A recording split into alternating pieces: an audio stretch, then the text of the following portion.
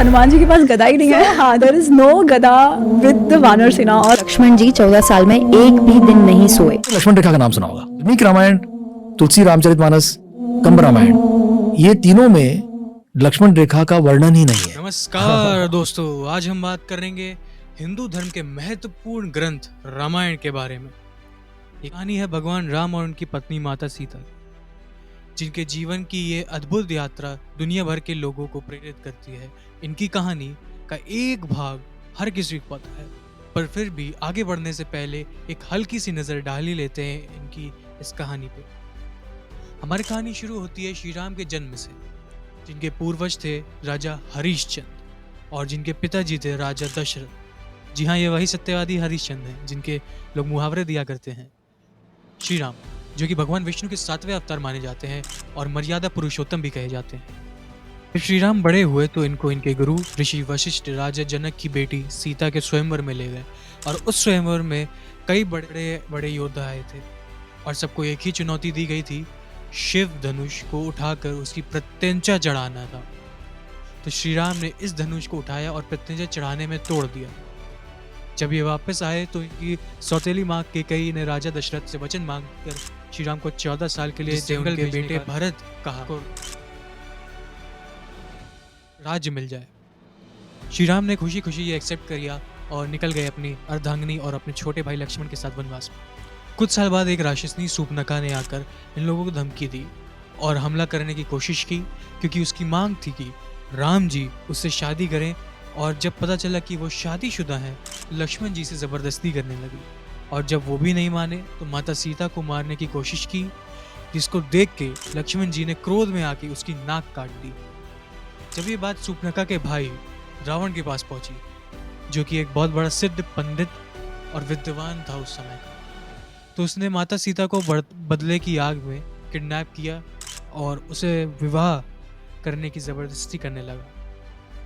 श्री राम जंगलों में भटकते भटकते किसी तरह हनुमान जी और सुग्रीव के पास पहुंचे सहायता मांगने। फिर उनकी सहायता से रावण का पता लगाया और रामेश्वरम में श्रीलंका तक का पत्थर का एक सेतु बना के रावण की लंका में घुसकर रावण को हरा कर एक सुपर हीरो की तरह वापस ले आए और फिर कई सालों तक अयोध्या में राज किए। ये तो हो गई कहानी जो सबको पता थी, पर अब बात करते हैं उन लोगों की जो कहते हैं कि रामायण तो एक मिथ है और ऐसी कहानियों पे हंसते हैं। उनकी जानकारी के लिए मैं बता दूं कि आज जिन चीज़ों पे दुनिया भर के साइंटिस्ट रिसर्च कर रहे हैं वो हमारे वेदों, शास्त्रों और कई ग्रंथों में प्रूफ्स के साथ दिए गए हैं, जैसे कि ट्रिग्नोमेट्री, अलजेब्रा, यहाँ तक कि एक फ्लाइंग शिप उड़ाने तक के भी ट्रेसेस मिलते हैं। यही नहीं, हमारे यहाँ के ऋषि मुनि वो पहले थे जो बैठे बैठे धरती से सूरज की दूरी तक बता देते थे। इसी तरह कई ऋषि हुए हैं, जैसे ऋषि सुश्रुत जो कि फादर ऑफ सर्जन कहे जाते हैं, और धन्वंतरी जो कि गॉड ऑफ आयुर्वेदा कहे जाते हैं, और भी बहुत से नाम। ये बताना इसलिए ज़रूरी है क्योंकि ऐसे ही एक ऋषि जिनका नाम वाल्मीकि था, उन्होंने ही रामायण जैसे महान ग्रंथ की रचना की है। और अगर आर्कियोलॉजिस्ट और रिसर्चर्स की बात माने तो उन्होंने रामायण और महाभारत के जितने भी जगह का वर्णन किया गया है उस ग्रंथ में, उन सब जगह जाकर खोज की है और बहुत सी चीज़ों के ट्रेसेस मिले। अगर सबसे बड़ा प्रूफ की बात करें तो वो है पहला 12:30 PM 10 जनवरी 5114 BCE। वाल्मीकि रामायण में बताया गया श्री राम जी की बर्थ डेट है। जब नासा ने अपने प्लानिटोरियम में बताया गया प्लैनेट्स की पोजीशन डाली जो कि वाल्मीकि रामायण में मेंशन है, तो यहाँ तक कि उनकी डेट, उनकी बर्थ डेट तक सामने निकल के आ गई, जो कि ये थी। जो दूसरा सबसे बड़ा प्रूफ है वो है राम सेतु, या फिर बहुत से लोग इसको एडम्स ब्रिज के नाम से भी जानते हैं, जो कि रामेश्वरम में स्थित है और श्रीलंका तक जोड़ता है। ये पत्थर से बना पुल सैटेलाइट से भी नज़र आता है और इसकी कार्बन डेटिंग से पता चला है कि ये लगभग 18,400 साल पुराना है। पर अभी तक इस पर रिसर्च चल रही है क्योंकि ये कई हज़ार वर्ष पुराना है, तो इसके कारण बहुत से पत्थर समुद्र तल के नीचे पहुंच गए। तो दोस्तों, ये वीडियो शूट करने से पहले मैंने एक पोस्ट डाली थी इंस्टाग्राम पे कि अगर आपका कोई रामायण से जुड़ा कोई सवाल हो तो आप मुझसे पूछ सकते हैं, मैं इस वीडियो में कवर करूँगा। तो कुछ सवाल है मेरे पास, जैसे कि सबसे पहला सवाल लेते हैं। इन्होंने पूछा है, who was better king, Lord Ram और हिज यंगर ब्रदर भरत? ये एक अनोखा सवाल है वैसे तो, और इसके आंसर में मैं यही कहना चाहूँगा कि रामायण में हमें कहीं भी भरत जी के शासन के बारे में ज़्यादा कुछ नहीं बताया गया है, जबकि दूसरी तरफ ये बताया गया है कि राजा राम मर्यादा पुरुषोत्तम है, यानी कि पुरुषों में सबसे उत्तम है, पुरुषोत्तम। इस पे सबका अपना-अपना पर्सपेक्टिव हो सकता है, पर मेरे अकॉर्डिंग राम जी को मैं 60% और भरत जी को मैं 40% रेशियो में एज़ अ किंग। अगला रखना क्वेश्चन हमारे चाहूँगा। पास है, रावण सा शिव भक्त और बुद्धिमान ना हुआ था, ना होगा, पर क्यों उसको मृत्यु प्राप्त हुई? हाँ, रावण एक महाज्ञानी, महापंडित था, पर यहाँ से शुरुआत करते हैं कि उसके जो 10 सर हैं, वो कई इमोशन दर्शाते हैं, जैसे कि काम यानी कि लस्ट, क्रोध यानी एंगर, मोह यानी डेल्यूजन, लोभ यानी ग्रीड, मादा यानी प्राइड, मातस्य यानी एनवी, मानस यानी माइंड, बुद्धि यानी इंटेलेक्ट, चिता यानी विल एंड अहंकार यानी ईगो। ये इसके 10 सर, ये 10 गुण दर्शाते थे। ये 10 गुण उसके अंदर कूट-कूट के भरे थे। यानी कि अगर उसके अंदर काम यानी कि लस्ट बहुत ज़्यादा था, उसका क्रोध बहुत ज़्यादा था, उसका अहंकार बहुत ही ज़्यादा था। बुद्धिमान होने के बाद भी उसका जो घमंड था, उसका जो क्रोध था, वो उसको खा गया और उससे कई गलतियाँ करवाई, कई पाप करवाए, जिसके कारण उसको कई बार श्राप मिले हैं और उन श्राप का मिलन जब हुआ। अगला सवाल तो हमारे रावण की पास है, मृत्यु हुई। सीता माता धरती से ही क्यों जन्मी थी? तो जिनको नहीं पता उनके लिए मैं बता दूं कि माता सीता का जो जन्म हम लोग को बताया जाता है कि वो धरती के अंदर से मिली थी महाराजा जनक को, जब वो खुदाई करने गए थे एक जगह। तो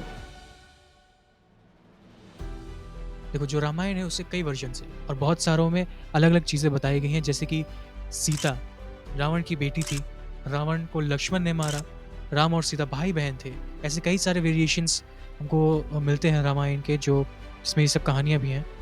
अगर उनमें से एक कहानी की बात माने तो कहा जाता है कि जो विद्याधरा माया थी, यानी कि जो रावण की पत्नी थी, वाइफ थी, उसका उस ये मानना था कि जो रावण की पहली संतान होगी वो रावण का कुल का नाश कर देगी। इसलिए रावण ने माता सीता, जब उनका जन्म हुआ तो उनको मारने के लिए जिंदा दफना दिया, और जब बाद में खुदाई करी गई तो राजा जनक को वो अंदर खुदाई में मिली और उन्होंने उनको अपनाया था। ये कहानी थी। और एक कहानी है कि सीता जी धरती की बेटी थी, इसलिए वो ऐसे मिली थी, और इसलिए उत्तरकांड के एंड में हमें ये दिखता भी है कि माता सीता धरती के अंदर ही समा जाती हैं, क्योंकि वो धरती से ही उत्पन्न हुई थी। इसका ना कोई जन्म होता है तो उसका अंत कैसे हो सकता है? अगला क्वेश्चन हमारे पास है कि difference between Tulsidas Ramayan and Valmiki Ramayan. ये मैं पहले भी बता चुका हूँ अपने पहले के वीडियोस में। एक्चुअली अगर ध्यान से पढ़ा जाए तो रामचरितमानस यानी कि जो तुलसीदास जी ने लिखी है, तो रामचरितमानस में राम जी की सिर्फ अच्छाइयाँ ही मिलेंगी, और रामायण में उनकी अच्छाइयाँ और बुराइयाँ दोनों बताई गई हैं। और एक बात यह है कि रामचरितमानस कलयुग में लिखी गई है और रामायण जो है आपकी त्रेता युग में लिखी गई है, तो दोनों युग के बीच में एक पूरे युग का डिफरेंस है और बहुत सारे साल का भी। अब जो हमारा अगला सवाल है, was there any similarities between lord Ram and Ravan?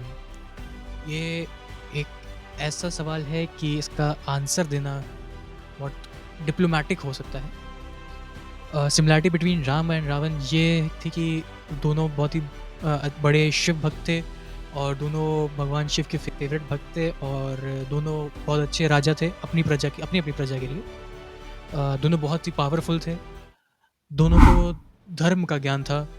अगर आपको कुछ न्यू इन्फॉर्मेशन हो तो प्लीज़ शेयर करना, मुझे भी कुछ सीखने को ही मिलेगा। अगला क्वेश्चन हमारे पास है, काग भुषुंडी का क्या महत्व है? काग भुषुंडी, इन पे मैं एक वीडियो लाऊंगा, एक स्पेसिफिक वीडियो लाऊंगा मल्टीवर्स ऑफ रामायण के नाम पे। उसमें इसको डिटेल में समझेंगे। तब तक के लिए जिनको नहीं पता मैं बता दूं कि काग भुषुंडी एक कौवा थे और उन्होंने 11 बार रामायण और 16 बार महाभारत देखी थी अपनी आंखों से, और हर बार कुछ ना कुछ अलग हुआ है। अभी हमारी ये सीरीज़ यहाँ एंड नहीं होने वाली। ये वीडियो तो एक ट्रेलर की तरह है जो अपकमिंग वीडियोस के लिए एक प्लॉट सेट कर रहा है। आपने इस वीडियो के स्टार्टिंग में कुछ क्लिप्स देखे थे, हम उन सब क्लिप्स का प्रूफ के साथ डायग्नोस करेंगे और ये देखेंगे कि ये सच है कि नहीं। ऐसे ही कई अनटोल्ड कहानी और फैक्ट्स हैं जो बहुत से लोगों ने सुने भी नहीं है। आप मुझे कमेंट सेक्शन में अपने रामायण या महाभारत से जुड़े सवाल पूछ सकते हैं, पूरी कोशिश करूँगा उनका जवाब देने की। अगर आपको ये वीडियो पसंद आया तो प्लीज़ लाइक करें और इन टॉपिक से रिलेटेड सबसे पहले नॉलेज लेना चाहते हैं तो सब्सक्राइब करें और शेयर करें उन सभी न्यू जनरेशन के साथ जो धीरे धीरे अपने संस्कार और इतिहास भूलते जा रहे हैं। धन्यवाद।